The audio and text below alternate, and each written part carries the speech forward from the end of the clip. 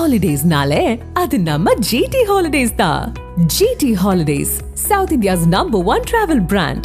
You know you are special when you're with GT Holidays. தமிழக வெற்றி கழகத்தினால் திமுக கூட்டணிக்கு பாதிப்பு ஏற்படாது என முன்னாள் தமிழக காங்கிரஸ் கமிட்டி தலைவர் KS அழகிரி தெரிவித்துள்ளார். கடலூர் மாவட்டம் சிதம்பரத்தில் முன்னாள் தமிழ்நாடு காங்கிரஸ் கமிட்டி தலைவர் KS அழகிரி செய்தியாளர்களை சந்தித்தார். அப்போது பேசிய அவர், மத்திய அரசு குறைந்த விலையில் கச்சா எண்ணெயை வாங்கி மிக அதிக விலையில் மக்களுக்கு விற்பனை செய்கிறார்கள் என்றும், பெட்ரோல் டீசல் விலையை GSTக்குள் கொண்டு வந்தால் விலை குறைந்துவிடும் என்பதற்காக GSTக்குள் கொண்டு வரவில்லை என்றும் அவர் விமர்சனம் செய்தார். மன்மோகன் சிங் ஆட்சி காலத்தில்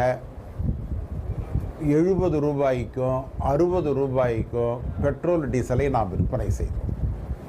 அப்போ கச்சா எண்ணெய் $120 விற்றுது. ஆனால் உள்நாட்டு வரியை குறைத்ததன் மூலமாக மன்மோகன் சிங் அவர்கள் குறைந்த விலைக்கு மக்களுக்கு அதை வழங்கினார். ஆனால் இன்றைக்கி என்னென்னா, கச்சா எண்ணெய் விலை மிக மிக மிக மிக குறைந்து விட்டது. ஆனால் இவர்கள் 100 ரூபாய்க்கு விற்பனை செய்கிறார்கள். காரணம் என்னென்னா, இவங்க வரியை குறைக்கல.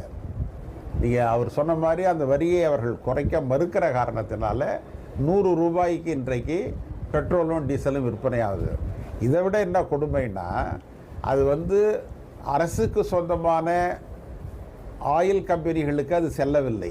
தனியாருக்கு சொந்தமான ஆயில் கம்பெனிகளுக்கு பெருமளவில் அது போகிறது. அரசுக்கு ரொம்ப குறைவாக வருது, ஆனால் தனியாருக்கு மிக அதிகமாக போகிறது. இது இது எப்படி சொல்லலாம்னா, பகல் கொள்ளை என்று சொல்லலாம். மக்களை இதைவிட சுரண்ட முடியாது, மக்களுக்கு இதைவிட துரோகம் செய்ய முடியாது. இவ்வளவு குறைந்த விலையில் கச்சா எண்ணெயை வாங்கி மிக அதிகமான விலைக்கு மக்களுக்கு, அதுவும் யார், நடுத்தர மக்களும் தொழிலாளர்களும் இப்பொழுது சிரமப்படுகிறார்கள்.